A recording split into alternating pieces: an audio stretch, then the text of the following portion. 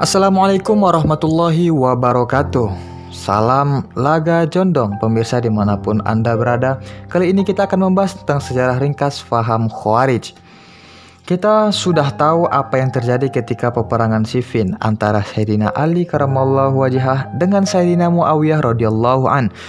Pihak Sayyidina Muawiyah hampir kalah, lalu mereka mengangkat mushaf pada ujung tombak dan menyuarakan perhentian peperangan dengan bertahkim atau arbitrase. Mulanya Sayyidina Ali tidak hendak menerima ajakan ini karena hal ini sudah diduga suatu muslihat dalam peperangan. Tetapi sebagian anak buah Sayyidina Ali mendesak supaya menerima ajakan ini, dan karena itu Sayyidina Ali setuju saja. Tetapi sebagian lagi di antara pasukan Sayyidina Ali ada yang tidak suka menerima ajakan tahkim itu karena mereka menganggap bahwa orang yang mau berdamai pada ketika pertempuran adalah orang yang ragu akan pendiriannya dalam kebenaran peperangan yang ditegakkannya. Hukum Allah sudah nyata, kata mereka. Siapa yang melawan khalifah ya sah harus diperangi. Kita berperang guna menegakkan kebenaran demi keyakinan kepada agama kita. Kita berjalan di atas garis yang benar, garis yang dapat dipertanggungjawabkan kepada Tuhan. Kenapa kita mau berhenti perang sebelum mereka kalah? Kata mereka. Tetapi apa boleh buat, peperangan sudah berhenti. Kaum ini akhirnya membenci Sayyidina Ali karena dianggap lemah dalam menegakkan kebenaran, sebagaimana mereka membenci Sayyidina Muawiyah karena melawan khalifah yang sah. Kaum inilah yang dinamakan kaum Khawarij, kaum yang keluar, yakni keluar dari Sayyidina Muawiyah dan keluar dari Sayyidina Ali. Mereka mengadakan semboyan la hukma illa lillah, tidak ada hukum kecuali dari Tuhan. Mereka menuntut supaya Sayyidina Ali mengakui kesalahannya, sebab menerima tahkim atau mengakui bahwa ia sudah menjadi kafir. Mereka mengancam kalau Sayyidina Ali mau taubat mengakui kesalahannya, maka mereka menggabungkan diri kepada Sayyidina Ali dalam melawan Sayyidina Muawiyah. Tetapi kalau tidak, maka Sayyidina Ali dan Muawiyah akan diperanginya. Inilah garis kaum Khawarij. Sayyidina Ali mendapat kesulitan besar akibat aksi Khawarij ini. Kalau Sayyidina Ali atau golongannya berpidato, maka orang-orang Khawarij memberikan ataupun membikin onar. Mereka berteriak-teriak la hukma illa lillah, tidak ada hukum kecuali dari Tuhan Allah Subhanahu wa taala. Kalau golongan Sayyidina Muawiyah berpidato, mereka membikin onar juga dengan berteriak la hukma illa lillah. Dan setelah mereka merasa bahwa Sayyidina Ali tak akan mau meninggalkan pendiriannya, maka mereka semuanya meninggalkan Sayyidina Ali. Semuanya yang pergi ke daerah yang bernama Harura, jumlah mereka berkisar kurang lebih 12.000 orang. Mereka mengangkat seorang dari mereka menjadi kepala, yaitu Abdullah bin Wahab ar-Rashidi. Mereka menamakan dirinya kaum Khawarij, tetapi dengan arti lain, yaitu orang-orang yang keluar pergi perang untuk menegakkan kebenaran. Hal ini diambil dari firman Allah yang berbunyi, wa may yakhruj min baitihi muhajiron ilallah wa rasulih thumma yudrikhul mautu faqad faqa'a ajruhu 'alallah. Barang siapa yang keluar dari rumahnya hijrah kepada Allah dan Rasul kemudian wafat, maka ia telah pasti mendapat upah dari Tuhan. Surah An-Nisa ayat 100. Faham Khawarij ini bertambah maju setelah melihat kegagalan Sayyidina Ali dalam perundingan tahkim. Faham Khawarij dianggap benar oleh umumnya karena mereka menganggap bahwa Sayyidina Ali kalah dalam bertahkim atau arbitrase karena kaum Muawiyah mampu mengecoh dari golongan Sayyidina Ali. Kaum Khawarij terkenal kaum yang keras, tidak pandai berminyak air. Mereka berjuang mati-matian untuk menegakkan fahamnya, memberikan pengorbanan apa saja sampai kepada jiwanya dalam menegakkan fahamnya itu. Saking marahnya kepada Sayyidina Ali, Muawiyah, dan Amr bin As, maka kaum Khawarij membuat kelompok untuk membunuh ketiga-tiganya secara keji, yaitu memukul sampai mati pada ketika mereka hendak keluar sembahyang subuh di tempat masing-masing. Sayyidina Ali ketika itu di Baghdad, Muawiyah di Damsyik, dan Amr bin As di Mesir. 3 komplotan jahat berangkat menuju 3 tempat tersebut. Sayyidina Ali bin Abi Thalib mati ditikam oleh Abdurrahman bin Muljam. Tetapi Muawiyah dan Amr bin As tak dapat dibunuh.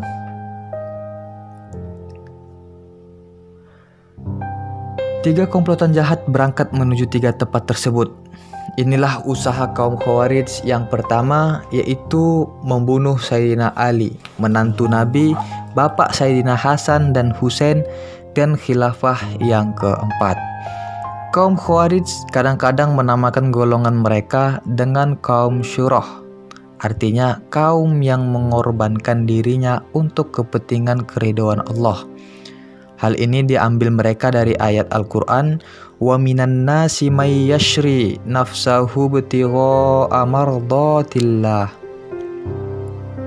Dan di antara manusia ada yang mengorbankan dirinya tersebab mencari keridhaan Allah. Al-Baqarah ayat 207.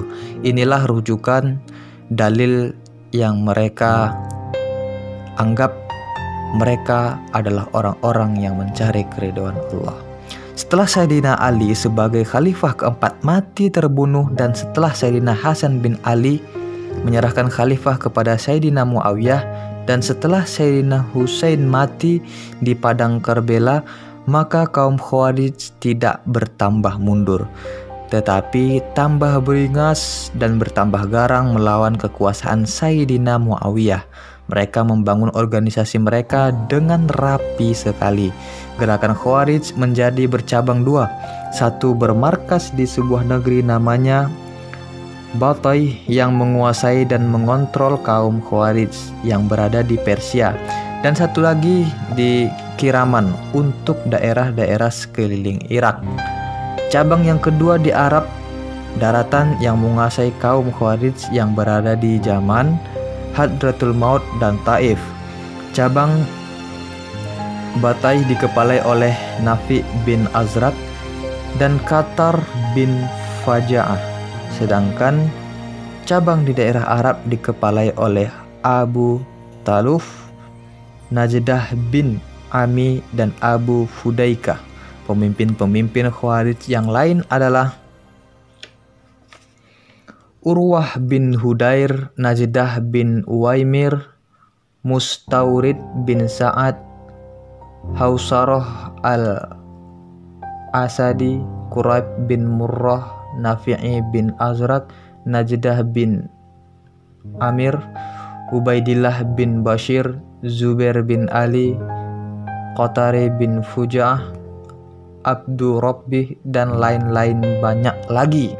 Lihat Syarah Nahjul Balaghah dari halaman 132 sampai 284, di mana diterangkan panjang lebar kisah-kisah gembong-gembong Khawarij ini.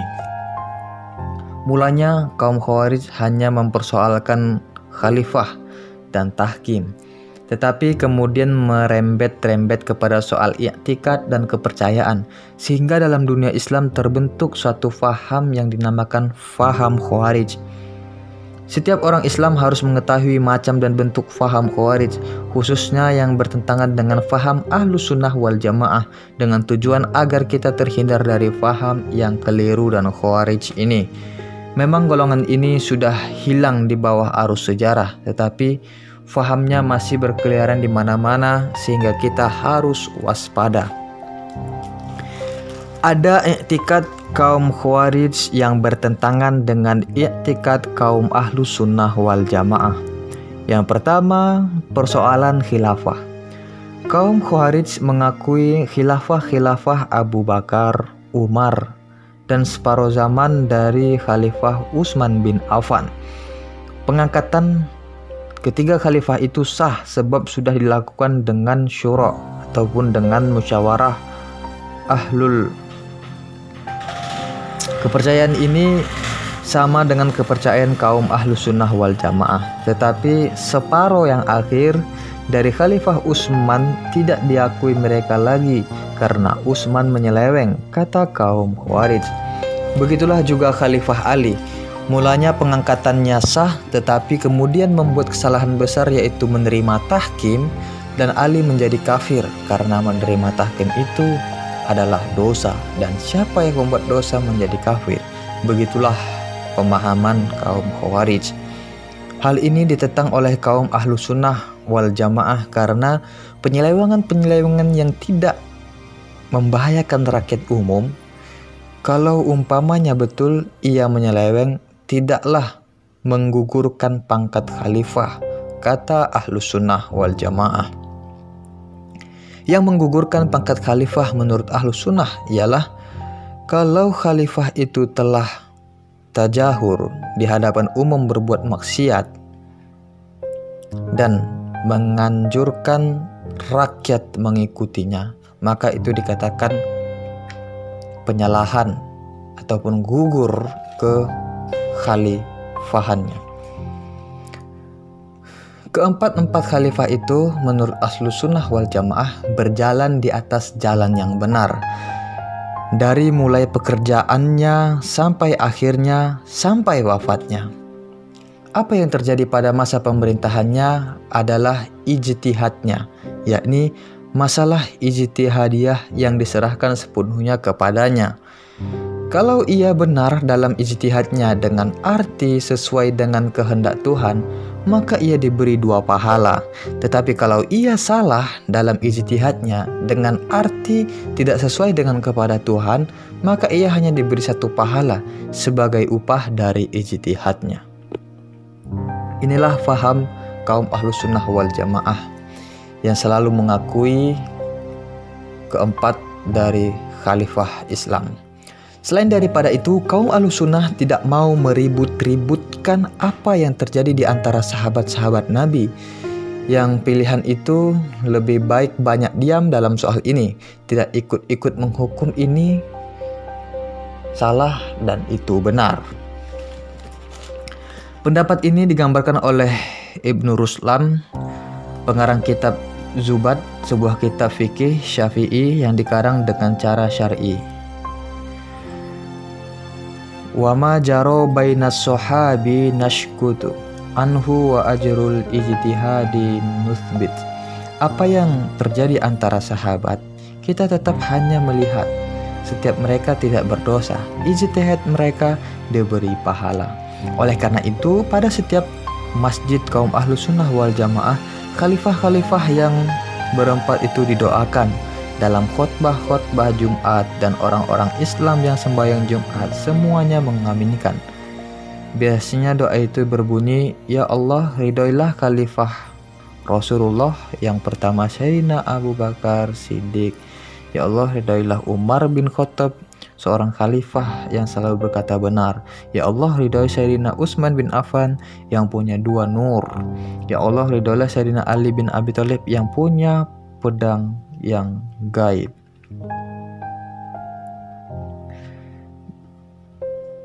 Yang mempunyai pedang yang gaib. Maaf, ada kesalahan kata tadi. Nah, begitulah kira-kira doa setiap khatib dalam khutbah Jumat di seluruh masjid kaum Ahlus Sunnah wal Jamaah di dunia. Nah, i'tikad kaum Khawarij yang menyeleweng, yang tidak sesuai dengan Ahlus Sunnah wal Jamaah, yaitu terhadap Ummul Mukmin Siti Aisyah radhiyallahu anha. Kaum Khawarij mengutuk dan mencaci maki, kadang-kadang mengkafirkan Ummul Mukmin Siti Aisyah, Talhah dan Zubair bin Awam karena ketiganya menggerakkan peperangan Jamal, yaitu antara beliau-beliau dengan Sayyidina Ali. Begitu juga kaum Khawarij menghukum kafir Abu Musa al-Ash'ari dan Amr bin As, yaitu ketua-ketua delegasi pada masa tahkim. Tersebut hal-hal itu dikatakan dalam buku Fajar Islam halaman 258 bahwa salah seorang kaum Khawarij ditangkap dan dibawa ke muka Yazid bin Muawiyah. Lantas ditanya, Yazid berkata, "Bagaimana pendapatmu tentang Abu Bakar dan Umar?" Jawab Khawarij, "Mereka orang-orang baik." Zaid berkata, "Bagaimana tentang Utsman bin Affan?" Jawab Khawarij, 6 tahun permulaan ia orang baik, tetapi 6 tahun yang akhir menjadi kafir. Yazid berkata, "Bagaimana tentang Amirul Mukmin Ali?" Khawarij menjawab, "Saya menyokongnya sampai tahkim, kemudian saya menentangnya dan menganggap ia kafir." Yazid berkata, "Bagaimana tentang Muawiyah, bapak Yazid?" Lalu Khawarij menjawab, "Ia dikutuk Tuhan." Kemudian ia menyumpah habis-habisan. Inilah gambaran iktikad kaum Khawarij. Kaum Ahlus Sunnah wal Jamaah menolak sekeras-kerasnya pendapat ini.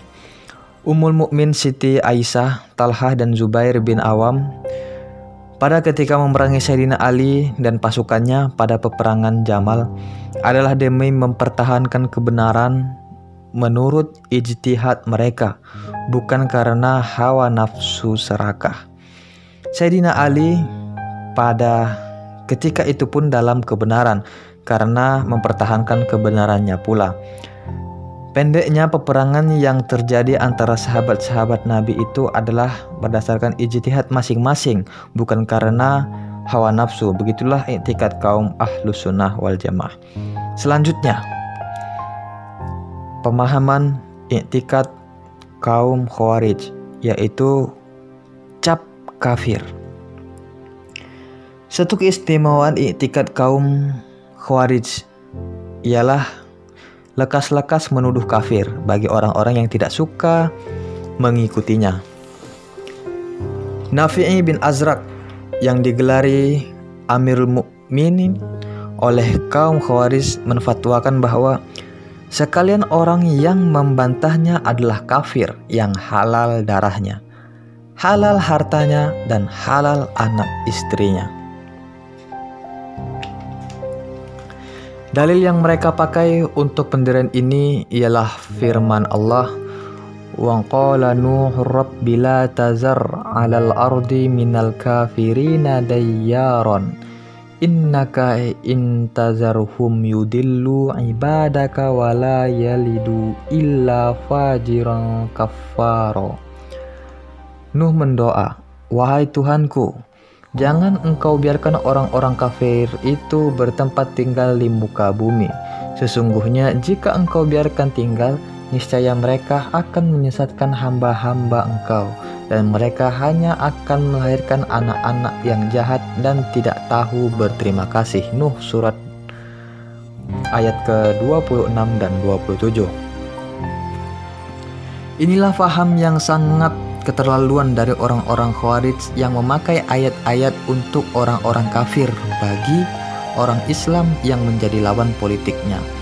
Mereka dengan gampang mengatakan mereka salah, karena itu dia kafir, karena itu halal darahnya, halal hartanya, karena itu halal anak istrinya, dan kampung mereka adalah Darul Harb, yaitu tempat peperangan.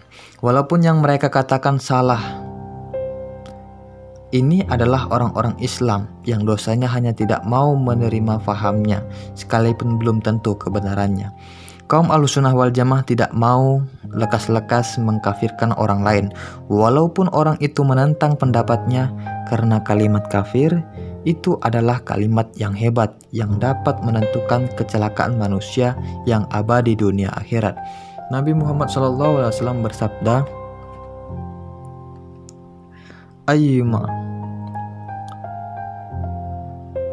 apabila seorang berkata kepada saudaranya, "Hai kafir," maka tetaplah hal itu bagi salah seorangnya. Hadis riwayat Imam Bukhari dan Muslim. Lihat Sahih Bukhari juz 4 halaman 47. Maksud hadis ini ialah kalau benar yang ditujunya itu orang kafir pada sisi Tuhan, maka benarlah ucapannya itu. Tetapi kalau yang dikafirkan itu orang Islam, maka kalimat kafir kembali kepada yang mengatakan. Oleh karena itu, berhati-hatilah dalam mengucapkan kata-kata kafir. Oleh karena itu, kaum Ahlussunnah yang sangat berhati-hati dalam menuduh orang lain kafir, harus dipikir masak-masak, harus dipikir resikonya lebih dahulu. Apalagi kalau yang dituduh itu umat Islam yang saleh, ya, ulama-ulama atau sahabat-sahabat Nabi seperti Siti Aisyah, Talhah, Zubair, Muawiyah, Ali bin Abi Thalib, Abi Musa al-Asy'ari, Ammar bin As, Abu Bakar, Utsman, dan Umar bin Khattab radhiyallahu anhum. Kalau ada orang sekarang yang cepat-cepat menuduh lawannya dengan kafir, maka orang itu cucu kaum Khawarij. Na'udzubillah. Hal yang selanjutnya tentang ibadat ataupun iman. Ya. Kaum Khawarij berpendapat bahwa yang dikatakan iman itu bukan pengakuan dalam hati dan ucapan dengan lisan saja, tetapi amal ibadat menjadi rukun iman pula. Barang siapa yang tidak mengerjakan sembahyang, puasa, zakat, dan lainnya, maka orang itu kafir, kata kaum Khawarij. Pendeknya, bagi kaum Khawarij sekalian orang mukmin yang berbuat dosa, baik besar maupun kecil, mereka orang kafir, wajib diperangi dan boleh dibunuh, boleh dirampas hartanya. Oleh karena itu Sayyidina Muawiyah sudah membuat dosa dengan melawan kepada khalifah yang sah, yaitu Sayyidina Ali karamallahu wajhah. Maka kaum Khawarij mencap Sayyidina Muawiyah dan pengikutnya dengan kafir dan wajib diperangi. Siti Aisyah beserta kawan sahabat karena melawan Khalifah Ali adalah kafir. Demikian pendirian kaum Khawarij. Kaum Ahlussunnah wal Jamaah berpendirian bahwa rukun iman itu hanyalah dua, yaitu membenarkan dalam hati dan mengikrarkan dengan lisan. Seorang kalau sudah membenarkan dalam hatinya bahwa Tuhan itu ada dan tunggal, bahwa Nabi Muhammad itu Rasulnya, sesudah itu diucapkan dengan lisan, maka orang itu sudah muslim dan mukmin, dan berlaku baginya sekalian hukum yang bertalian yang berkaitan dengan orang mukmin Islam. Adapun amal ibadat seumpamanya sembahyang, puasa, zakat, dan lain-lainnya, maka itu untuk kesempurnaan iman. Orang yang sembahyang dan mengerjakan amal ibadat sebaik-baiknya, maka orang itu adalah orang mukmin yang sempurna. Yang kafir bagi Ahlussunnah ialah orang yang mengiktikadkan bahwa sembahyang itu tidak wajib baginya, bahwa puasa itu tidak wajib baginya, bahwa mencuri boleh baginya, bahwa berzina halal baginya. Orang-orang semacam ini dihukum kafir karena ia menghalalkan yang sudah diharamkan oleh Allah. Nah, yang kelima tentang orang sakit dan orang tua. Kaum Khawarij memfatwakan bahwa orang-orang sakit atau orang yang sudah tua yang tidak ikut perang Sabil, maka orang itu menjadi kafir, wajib dibunuh. Faham ini sangat keliru dan karena itu ditentang oleh kaum Ahlussunnah wal Jamaah. Yang selanjutnya tentang dosa kecil dan dosa besar. Kaum Khawarij memfatwakan bahwa sekalian dosa adalah besar. Tidak ada penerima dosa kecil ataupun dosa besar. Sekalian pendurhaka kepada Tuhan adalah besar. Tidak ada yang kecil menurut kaum Khawarij. Faham ini ditentang oleh kaum Ahlussunnah wal Jamaah karena dalam Al-Quran dinyatakan terus tentang bahwa ada dosa besar dan ada juga dosa kecil.